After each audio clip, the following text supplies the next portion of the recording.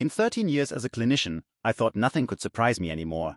Ruptured eardrums, parasites, toys jammed in places toys shouldn't be. But the boy who walked into my exam room that afternoon changed that. He came in alone. Small, shaking, one hand clamped over his ear like he was holding something in. "I'm Dr. Riley," I said quietly. "What's your name?" "Evan," he whispered. No guardian, no explanation, just fear. Nurse Jade took his vitals, pulse high, temperature slightly up. Something more than pain was bothering him. "What happened?" I asked. Evan hesitated, then whispered, "It's from Dad's experiment." My stomach tightened. Before I could ask more, he shut down. I examined his ear, expecting infection. But when the otoscope light hit his canal, I froze. Deep inside was a metallic glint, sharp-edged, artificial, not something a child could have put in himself. "Oh my God," I breathed. We paged backup, locked equipment drawers, and contacted the front desk. No guardian listed. Evan wrote down a phone number, his father's. He called twice, straight to voicemail. While numbing drops settled in his ear, we alerted radiology, social work, and security. Something wasn't right. In radiology, the X-ray confirmed it. A dense, rectangular object, machined edges, deliberately placed. Back upstairs, we prepared for removal.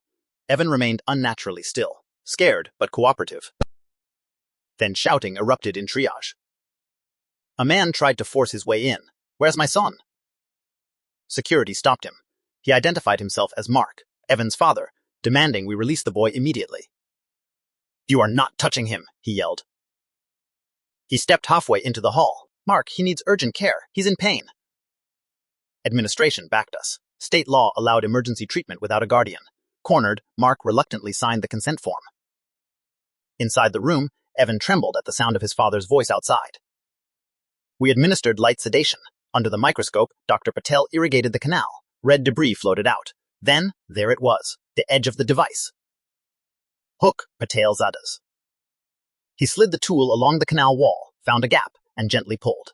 The object slid free with a soft pop, a small black fragment with a tiny port on one side. We sealed it in an evidence jar. Not a toy, not medical. Something else, something designed. Investigators were notified. Soon after, a search warrant turned up multiple prototypes in Mark's home, devices tied to logs matching Evan's movements. By evening, Mark was escorted through the clinic in handcuffs. Aunt Kelly arrived later, pale and shaken. She stayed with Evan until he woke. His color returned. His shoulders relaxed.